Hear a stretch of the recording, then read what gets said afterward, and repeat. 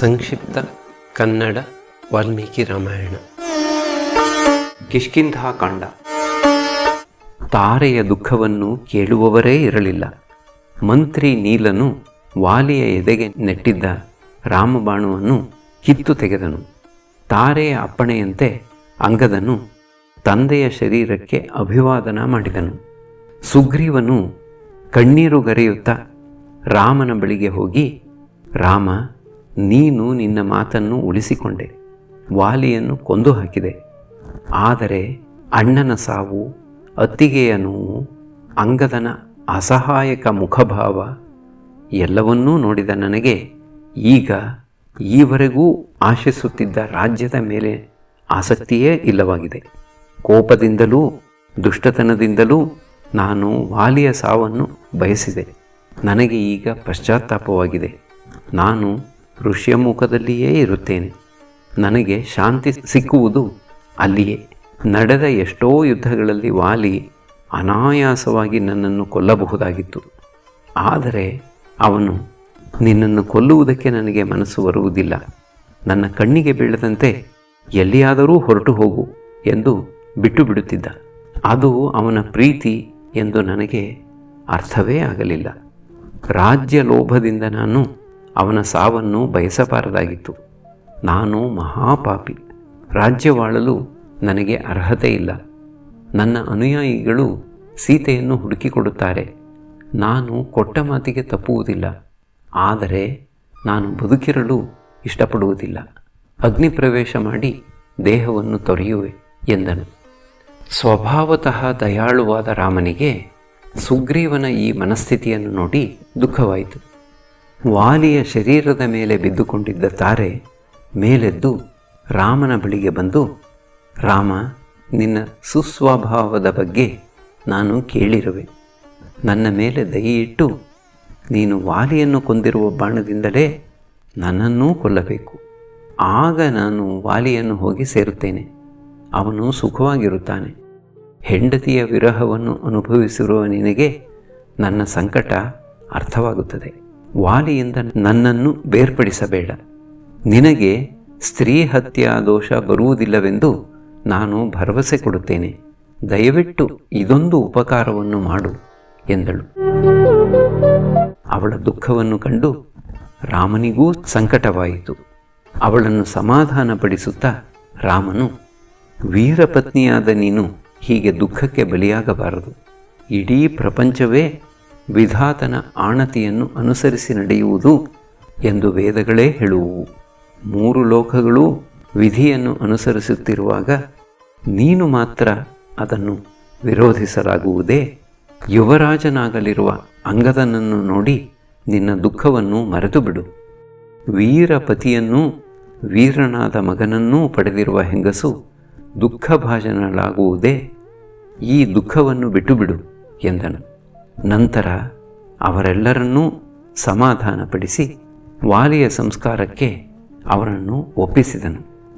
ಮತ್ತೆ ಅವರನ್ನು ಕುರಿತು, ವಿಧಿಯನ್ನು ಯಾರೂ ಮೀರಲಾರರು. ಈ ಪ್ರಪಂಚದಲ್ಲಿ ಎಲ್ಲವೂ ನಡೆಯುವುದು ವಿಧಿಯನ್ನು ಅನುಸರಿಸಿಯೇ. ಯಾರೂ ತನ್ನಿಚ್ಛೆಯಂತೆ ತನ್ನನ್ನಾಗಲಿ ಇತರರನ್ನಾಗಲಿ ನಡೆಸಲಾರರು. ಮಾನವರೆಲ್ಲರ ಕಾರ್ಯಗಳ ಹಿಂದಿರುವುದು ವಿಧಿಗೆ ಯಾರ ಬಗೆಗೂ ಪಕ್ಷಪಾತವಿಲ್ಲ. ಅದರ ಕೈಯಲ್ಲಿ ದುಃಖವನ್ನೋ ಸುಖವನ್ನೋ ಅನುಭವಿಸುವ ಮಾನವನಿಗೆ ಸ್ವಾತಂತ್ರ್ಯವೆಲ್ಲಿಯದು? ವಿಧಿಯಾಟಕ್ಕೆ ಒಳಗಾದ ವಾಲಿಯು ಈಗ ತಾನು ಸಂಪಾದಿಸಿರುವ ಸ್ವರ್ಗವನ್ನು ಸೇರಿರುವನು. ಈ ನಿರಾಸೆಯನ್ನು ಬಿಟ್ಟು ಕಾರ್ಯತತ್ಪರರಾಗಿ ವಾಲಿಗೆ ಅಪರಕರ್ಮಗಳನ್ನು ನಡೆಸಿರಿ ಎಂದನು. ಲಕ್ಷ್ಮಣನೂ ಸುಗ್ರೀವನಿಗೆ ಸಮಾಧಾನ ಮಾಡಿದನು. ವಾಲಿಯ ಶರೀರವನ್ನು ಒಯ್ಯಲು ಅಲಂಕೃತವಾದ ಪಲ್ಲಕ್ಕಿ ಬಂದಿತು. ಗಂಧ ಚಂದನಾದಿಗಳಿಂದ ಕೂಡಿದ ಚಿತೆಯ ಮೇಲೆ ವಾಲಿಯ ಶರೀರವನ್ನು ಇಟ್ಟ ಮೇಲೆ ಅಂಗದನು ಅದಕ್ಕೆ ಅಗ್ನಿಸ್ಪರ್ಶ ಮಾಡಿದನು. ಅನಂತರ ನದಿಯಲ್ಲಿ ಸ್ನಾನ ಮಾಡಿ ಗತಿಸಿದ ವಾಲಿಗೆ ತರ್ಪಣ ಕೊಟ್ಟು ಕಿಷ್ಕಿಂಧೆಯ ಕಡೆಗೆ ನಡೆದರು. ಸಂಸ್ಕಾರ ಕರ್ಮವು ಮುಗಿದ ಮೇಲೆ ಎಲ್ಲರೂ ರಾಮನ ಬಳಿಗೆ ಬಂದು ಕೈಮುಗಿದುಕೊಂಡು ನಿಂತರು. ಕಿಂಕರ್ತವ್ಯ ವಿಮೂಢರಾಗಿದ್ದ ಅವರು ರಾಮನ ಆಣತಿಯನ್ನು ನಿರೀಕ್ಷಿಸುತ್ತಿದ್ದರು. ಅವರೆಲ್ಲರ ಪರವಾಗಿ ಹನುಮಂತನು, ಹೇ ಪ್ರಭು, ನಿನ್ನ ಸಹಾಯದಿಂದ ಸುಗ್ರೀವನಿಗೆ ಅವನ ಹಿರಿಯರು ಆಳಿದ ರಾಜ್ಯವು ದೊರಕಿತು. ನಗರ ಪ್ರವೇಶ ಮಾಡಿ ಮುಂದಿನ ಕಾರ್ಯವನ್ನು ನಡೆಸಲು ಅನುಮತಿ ಕೊಡು. ನಮ್ಮ ರಾಜನಿಗೆ ಮಾರ್ಗದರ್ಶನ ಮಾಡು. ಅವನು ನಿನ್ನನ್ನು ಸೂಕ್ತವಾಗಿ ಗೌರವಿಸಬೇಕೆಂದಿರುವನು. ದಯವಿಟ್ಟು ಕಿಷ್ಕಿಂಧೆಗೆ ಬರುವವನಾಗು ಎಂದನು. ಅದಕ್ಕೆ ರಾಮನು, ಹನುಮಂತ, ನಾನು ನನ್ನ ತಂದೆಯ ಆಜ್ಞೆಯಂತೆ ವನವಾಸದ 14 ವರ್ಷಗಳು ಕಳೆಯುವವರೆಗೆ ನಗರ ಪ್ರವೇಶ ಮಾಡುವಂತಿಲ್ಲ.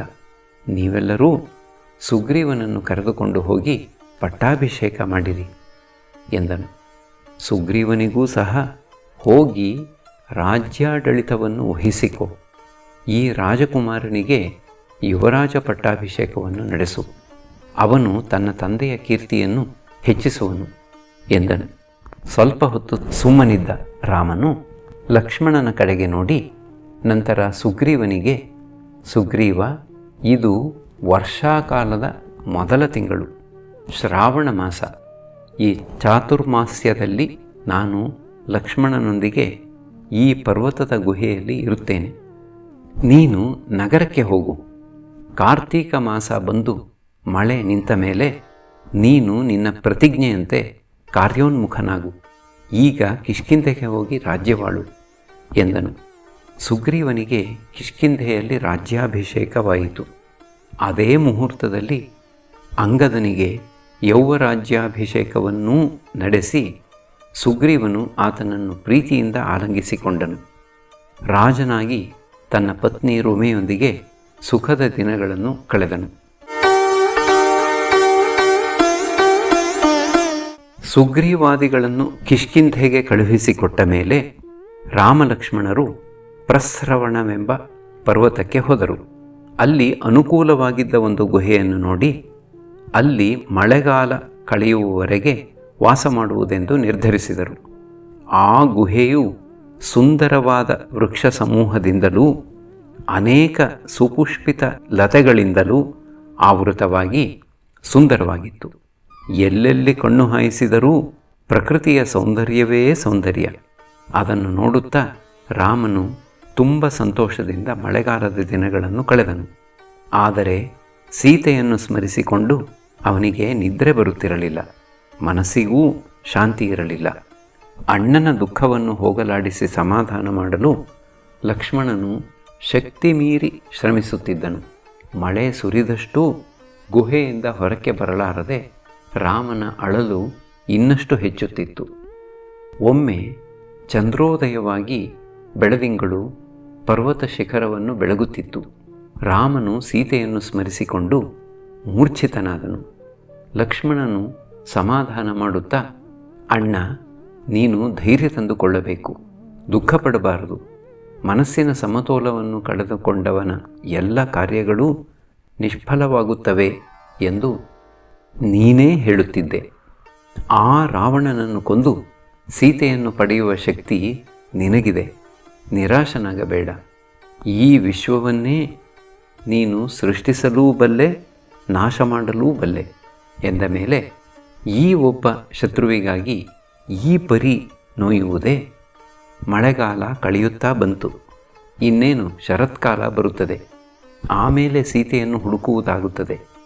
ರಾವಣನನ್ನು ಕೊಲ್ಲುವುದೂ ಆಗುತ್ತದೆ. ನಿನ್ನ ಶಕ್ತಿ ನಿನಗೆ ಗೊತ್ತಿಲ್ಲದೇ ಇಲ್ಲ. ಬೂದಿ ಮುಚ್ಚಿದ ಕೆಂಡಕ್ಕೆ ಪುನಃ ಪ್ರಜ್ವಲಿಸಲು ಆಜ್ಯಾಹುತಿ ಬೇಕಾಗುವಂತೆ ನಾನು ನಿನ್ನ ಶೌರ್ಯವನ್ನು ನಿನಗೆ ಜ್ಞಾಪಿಸುತ್ತಿದ್ದೇನೆ ಎಂದನು. ಲಕ್ಷ್ಮಣನು ತನ್ನನ್ನು ಅದೆಷ್ಟು ಚೆನ್ನಾಗಿ ನೋಡಿಕೊಳ್ಳುತ್ತಿದ್ದಾನೆ ಎಂಬುದು ಗಮನಕ್ಕೆ ಬಂದು ರಾಮನ ಮನಸ್ಸು ದ್ರವಿಸಿತು. ಮಗು ಲಕ್ಷ್ಮಣ, ನೀನು ಯಾವಾಗಲೂ ನನಗೆ ಒತ್ತಾಸೆಯಾಗಿರುವೆ. ನಿನಗೆ ನನ್ನ ಮೇಲಿರುವ ಪ್ರೇಮ ಅಪರಿಮಿತವಾದದ್ದು. ಸರಿಯಾದ ಸಮಯಕ್ಕೆ ಸರಿಯಾದುದನ್ನೇ ನೀನು ನುಡಿಯುವೆ.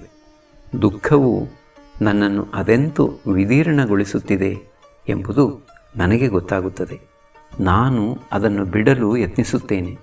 ಮಳೆ ನಿಂತು ಶರತ್ಕಾಲ ಬಂದ ಮೇಲೆ ಸುಗ್ರೀವನ ನೆರವಿಗಾಗಿ ಕಾಯುತ್ತೇನೆ.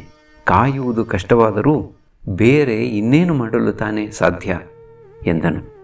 ಲಕ್ಷ್ಮಣನು, ಅಣ್ಣ, ಸುಗ್ರೀವ ಸೀತೆಯನ್ನು ಹುಡುಕುವುದಕ್ಕೆ ತಕ್ಕ ಏರ್ಪಾಡು ಮಾಡುತ್ತಾನೆ. ಈ ದಿನಗಳು ಕಳೆದು ಹೋಗುತ್ತವೆ. ನಾವು ಕಾರ್ಯೋನ್ಮುಖರಾಗುವ ಕಾಲವೂ ಬರುತ್ತದೆ. ಕೆಲಸವಿಲ್ಲದೆ ನನಗೂ ಅಶಾಂತಿ, ಬೇಸರ. ಆದರೆ ಏನು ಮಾಡುವುದು? ಹೇಗೇ ಇದ್ದರೂ ದಿನಗಳು ಕಳೆಯುತ್ತವೆ, ಮಳೆಗಾಲ ಮುಗಿದು ಹೋಗುತ್ತದೆ ಎಂಬುದೊಂದೇ ಸಮಾಧಾನ ಎಂದನು. ಮಳೆಗಾಲ ಕಳೆದು ಆಕಾಶವು ನೀಲಿಯಾಗತೊಡಗಿತು. ಸುಗ್ರೀವ ಸೀತೆಯನ್ನು ಹುಡುಕಲು ಕ್ರಿಯಾಶೀಲನಾಗುವ ಕಾಲ ಬಂದಿತು ಎಂದು ಹನುಮಂತನಿಗೆ ಅನ್ನಿಸಿತು.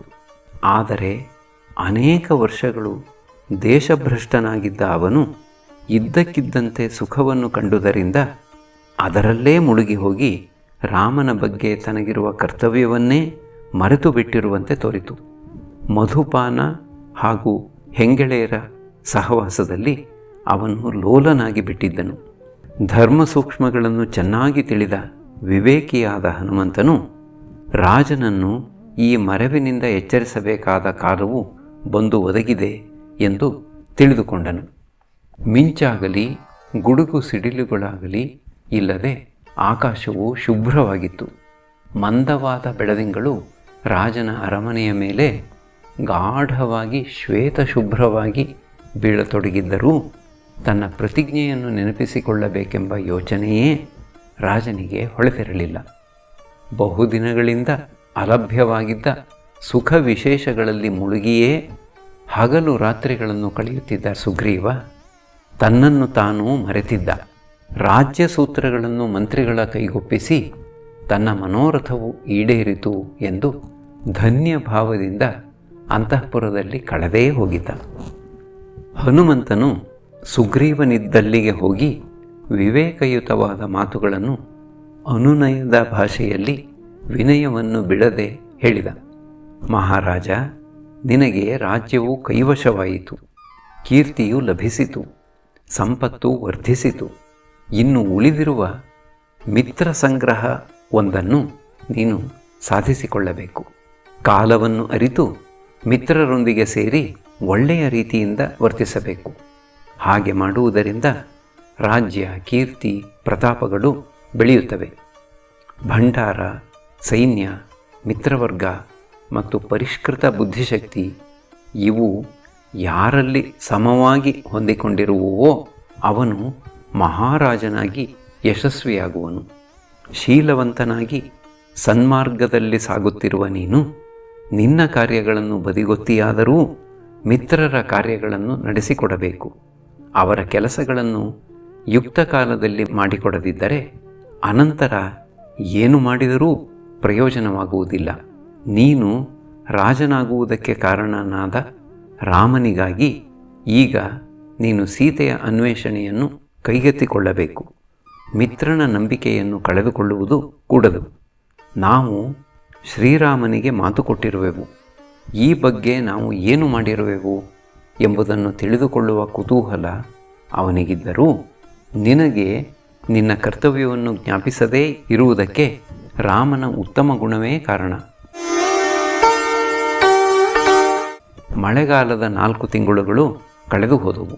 ನೀನು ಕಾರ್ಯೋನ್ಮುಖನಾಗಬೇಕಾದ ಕಾಲವು ಬಂದು ಒದಗಿದೆ. ಇದಕ್ಕಾಗಿ ವಾನರರನ್ನೆಲ್ಲ ಒಗ್ಗೂಡಿಸು. ನಿನ್ನ ಕೆಲಸವಾದ ಮೇಲೆ ಅವನ ಬಗ್ಗೆ ಉದಾಸೀನನಾಗಿರುವೆ ಎಂಬ ಭಾವನೆ ರಾಮನಿಗೆ ಬಾರದಂತೆ ನಡೆದುಕೋ. ರಾಮನು ಬಂದು ನೆನಪಿಸುವವರೆಗೂ ತಡ ಮಾಡಬೇಡ. ಅವನು 3 ಲೋಕಗಳನ್ನೂ ನಾಶ ಮಾಡಬಲ್ಲವನು. ತಡವಾಗಿರುವುದರಿಂದ ಈಗಾಗಲೇ ಅವನಿಗೆ ಆತಂಕವಾಗಿರಬಹುದು ಎಂದು ನನಗೆ ಅನ್ನಿಸುತ್ತಿದೆ. ನಿನ್ನಿಂದ ಈ ಬಗ್ಗೆ ಏನು ಸಂದೇಶ ಬರುವುದೋ ಎಂದು ಅವನು ಕಾಯುತ್ತಿರುವಂತಿದೆ. ರಾಮನಿಗೇನಾದರೂ ಕೋಪ ಬಂದರೆ ನಿನ್ನನ್ನು ಯಾರೂ ಉಳಿಸಲಾರರು. ಸೀತೆಯನ್ನು ಹುಡುಕುವುದಕ್ಕಾಗಿ ವಾನರರನ್ನು ಎಲ್ಲೆಡೆಗೂ ಕಳುಹಿಸು. ರಾವಣನು ಸೀತೆಯನ್ನು ಸೆರೆಯಲ್ಲಿಟ್ಟಿರುವ ಸ್ಥಳವೊಂದು ತಿಳಿದುಬಿಟ್ಟರೆ ನಾವು ಅವನ ಉಪಕಾರಕ್ಕೆ ಸ್ವಲ್ಪವಾದರೂ ಪ್ರತ್ಯುಪಕಾರ ಮಾಡಿದಂತಾಗುತ್ತದೆ. ಕಿಷ್ಕಿಂಧೆಗೆ ಬಂದು ಸಭೆ ಸೇರುವಂತೆ ಸಮಸ್ತ ವಾನರರಿಗೂ ಹೇಳಿ ಕಳುಹಿಸು ಎಂದನು. ವಿವೇಕಿಯಾದ ಹನುಮಂತನ ಮಾತುಗಳನ್ನು ಸುಗ್ರೀವನು ಸಾವಧಾನವಾಗಿ ಕೇಳಿದನು. ಅನಂತರ ನೀಲನನ್ನು ಕರೆಸಿ, ನೀಲ, ಪ್ರಪಂಚದ ಎಲ್ಲೆಡೆಗಳಿಂದಲೂ ತಮ್ಮ ತಮ್ಮ ಸೇನಾಪತಿಗಳೊಂದಿಗೆ ವಾನರ ಸೈನ್ಯವು ಕಿಷ್ಕಿಂಧೆಗೆ ಬಂದು ಸೇರಲೆಂದು ಸುದ್ದಿ ಕಳುಹಿಸು. ಎಲ್ಲರೂ ಎಷ್ಟು ಸಾಧ್ಯವೋ ಅಷ್ಟು ಬೇಗ ಬರಲಿ. ಇಂದಿಗೆ 15 ದಿನಗಳ ಒಳಗೆ ಎಲ್ಲರೂ ಬಂದು ಸೇರಲಿ. ಈ ಆಜ್ಞೆಯನ್ನು ಯಾರಾದರೂ ಹಗುರವಾಗಿ ತೆಗೆದುಕೊಂಡರೆ ಅವನನ್ನು ಗಲ್ಲಿಗೇರಿಸಲಾಗುವುದು ಎಂದು ತಿಳಿಸು. ಈ ಸೈನ್ಯ ಸೇರಿಸುವ ಕೆಲಸವನ್ನು ನನ್ನ ಪರವಾಗಿ ಅಂಗದನು ಮಾಡಲಿ ಎಂದು ಆಜ್ಞೆ ಮಾಡಿ ಅನಂತರ ಅಂತಃಪುರಕ್ಕೆ ಹೊರಟು ಹೋದನು.